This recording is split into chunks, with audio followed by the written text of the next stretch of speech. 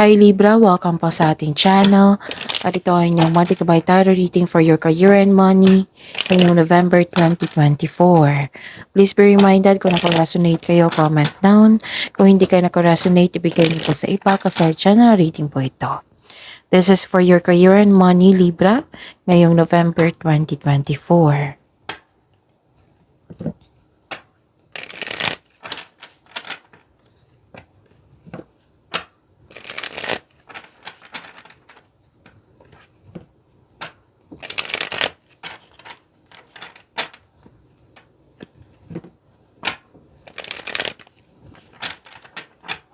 Para po ito sa inyo Libra, ngayong November 2024, sa inyong career and money.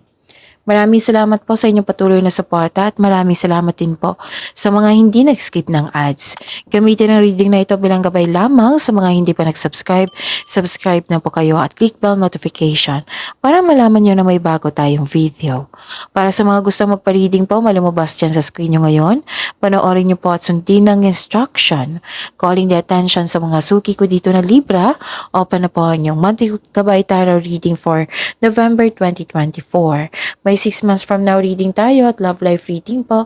So message me Libra for schedule. Maraming salamat po. Career and money po ni Libra, Spirit's Guide.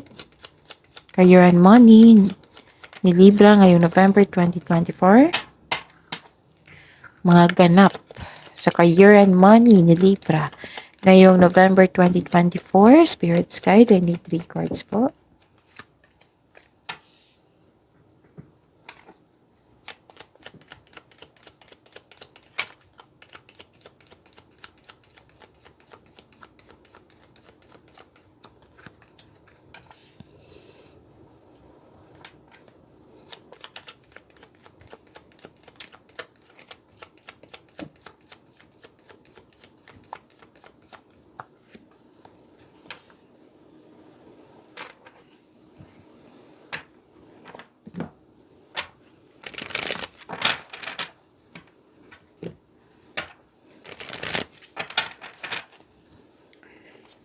Spirit's Guide, message siya po sa career and money ni Libra ngayong November 2024.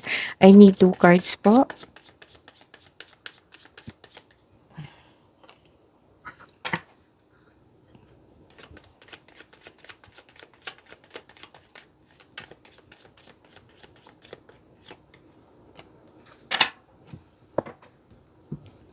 Okay.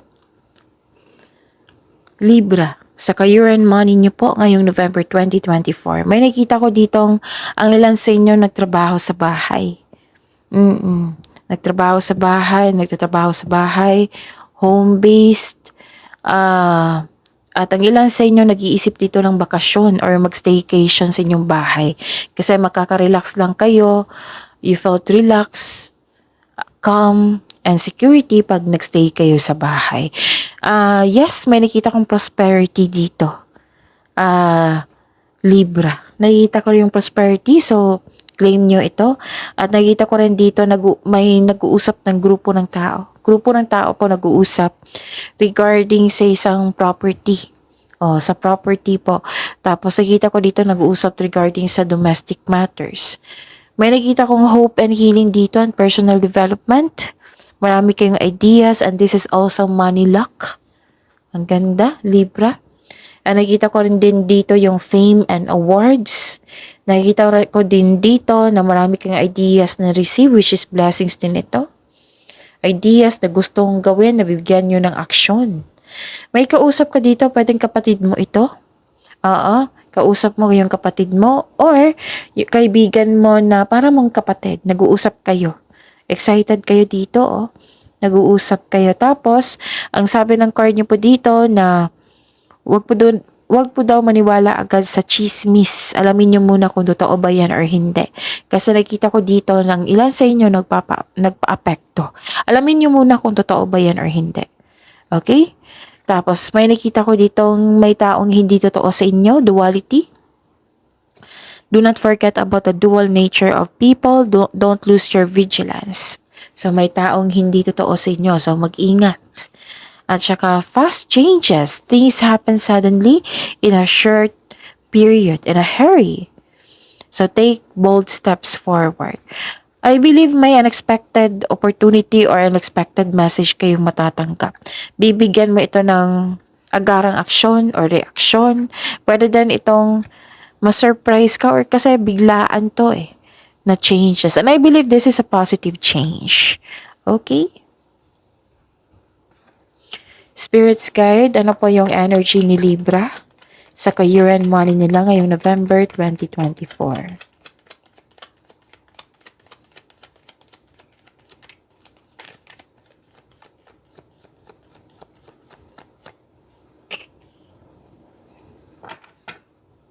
And the clarification of this card po,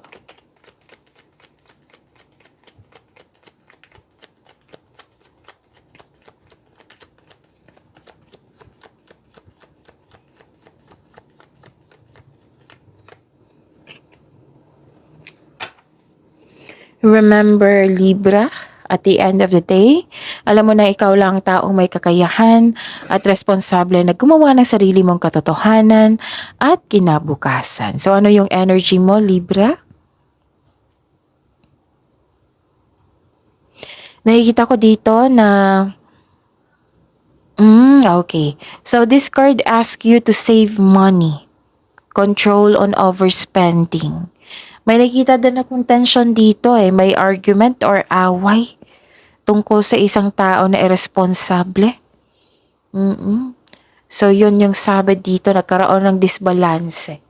Nagkaroon ng hindi pagkakaisa.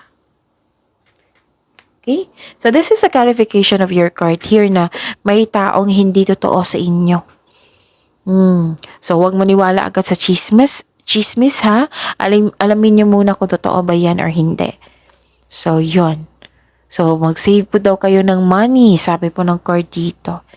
And I believe may dumating sa inyo na pera. Tapos sinabihan kayo dito na mag-save ka ng money. Okay? So yun. Ano pa?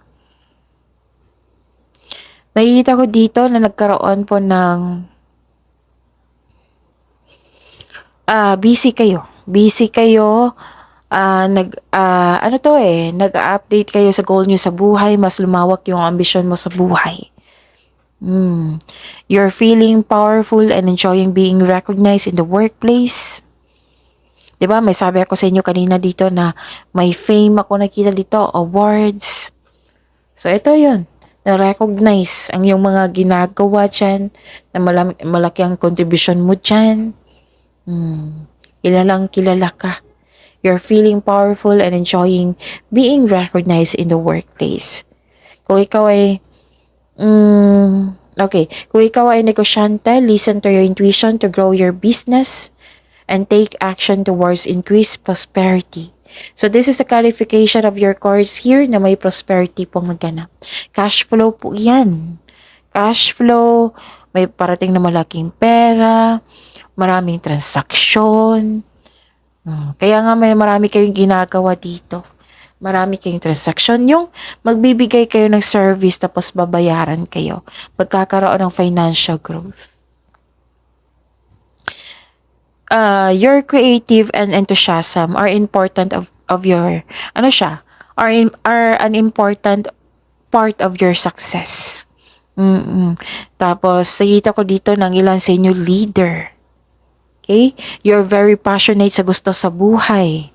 Binibigyan ng time and effort yung passion mo.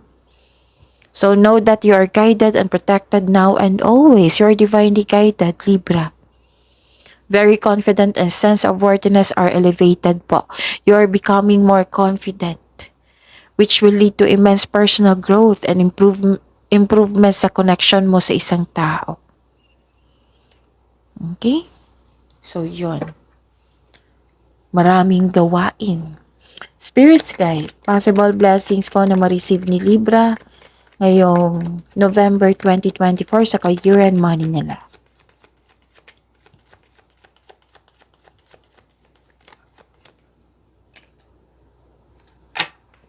And the clarification of this card po, possible blessings po.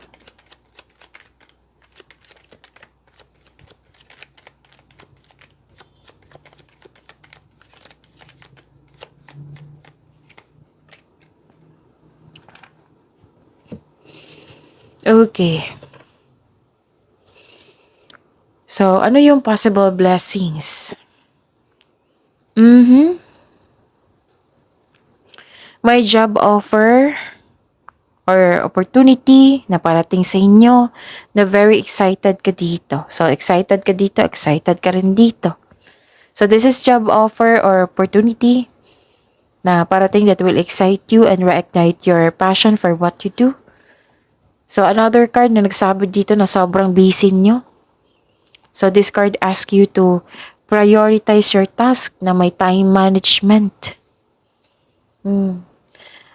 Just make sure you can deliver on your promises. Okay? Okay. So, ito yung sabi ng card nyo dito na huwag kayong magpa-apekto sa chismis. Alamin nyo muna kung totoo ba yan or hindi. Okay? Tapos, konkretong plano ay kailangan po dito. Konkretong plano po, nakita ko dito. Konkretong plano ay kailangan. Kasi, di ba, may magbibigay sa inyo ng offer, opportunity. Pag-isipan mo yan ng mabuti. Kasama na yung pagpaplano para hindi ka ma-burnout. Kaya nga may sabi dito, time management ay kailangan. Kasi busy nga kayo. Maraming gawain. Okay? Yun. So, iwas kayo sa taong may dalang chismis. Alamin nyo muna. Alamin nyo muna kung totoo ba yan or hindi. Kasi some of you, nakita ko dito na hindi kayo napalagay eh. So, alamin nyo muna kung totoo ba yan or hindi, okay? At nakita ko rin dito na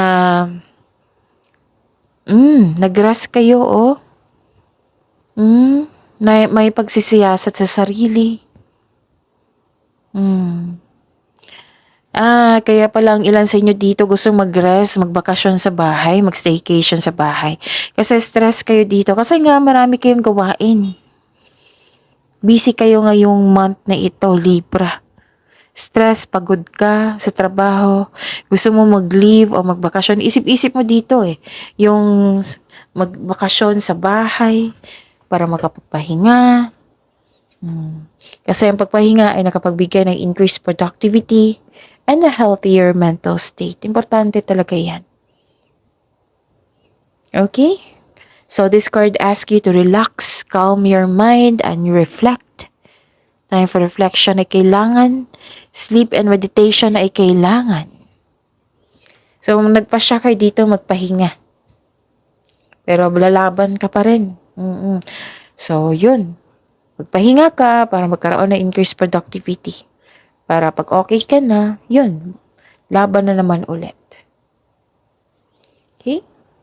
So, sobrang busy, maraming pagkakataon, chances. Umiwas lang sa distraction, yung distraction na may taong hindi totoo sa inyo. Okay? Spirits guide.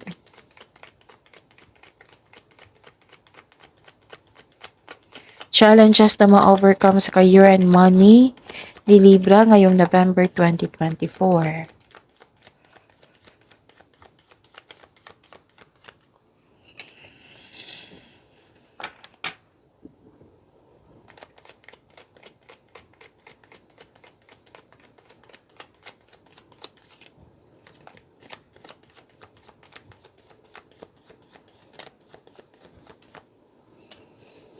Okay, challenges na ma-overcome po ito.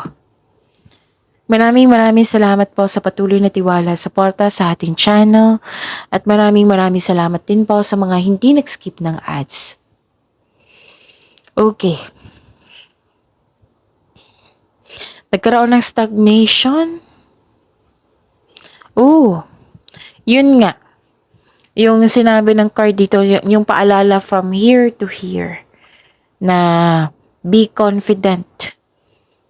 Focus. Focus kayo sa mga gawain nyo.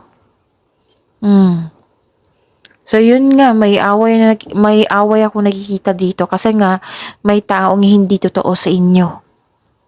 Pwede din may away kasi hindi successful yung plano or hindi naka-move on. So the advice is you need to create a concrete plan in order to regain momentum. Impulse control ay kailangan in order to grow and take action in a positive direction. Always talaga yan. Kasi kahit may panghinaan kayo ng loob, focus. You need to concentrate. Huwag kayong mag-claim ng negativity kasi hindi yan nakabuti sa'yo. Impulse control ay kailangan in order to grow and take action po kayo sa positive direction. In a positive direction. So this is also, wag kayong mag-rush. Okay, wag kayong mag-rush lalo naggagawa kayo ng desisyon. Wag po kayong mag-rush. Kung nagkaroon kayo ng hesitation to take in action, meaning to say wala kayong konkretong plano. So make a concrete plan. Focus po kayo. Okay? To achieve a success in career and money, kailangan mo mag-focus. Comes with determination and clear intention. Ano pa?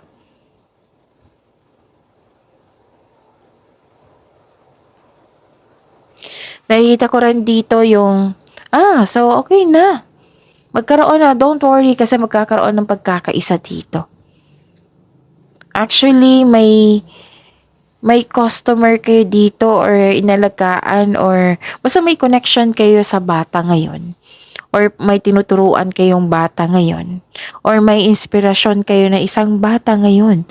O na gusto mo siyang tulungan. Nakikita ko rin dito na very supportive yung family mo. Very supportive yung family mo, co-workers mo, na para mo ring pamilya. Nagbibigay sila ng motivation sa iyo na ang siyang dahilan na magkakaroon ka ng focus at sa pag-achieve ng goal mo. So, yun, nakikita ko dito, nag-spend time kayo sa inyong sarili at sa inyong pamilya. Kasi nakikita ko talaga dito na may balak kayong tulungan na isang bata pa sa inyo. Na na-inspired kayo ulit. And pwede din, inner child nyo po ito. Alam nyo ba, sa pag-spend time sa inyong inner child, mararefresh yung energy nyo yan. So, this is, may nag-spend ng time. Okay. Mostly kasi, nagpahinga to eh. Nagpahinga din ito. So, you need pahinga talaga. Kasi alam mo yung ano yung kulang sa iyo. So, yun. I think nasabi ko na lahat. So, see you tomorrow, Libra. Please like, subscribe, and click bell button for notification para updated po kayo sa daily tarot reading natin. Maraming salamat po.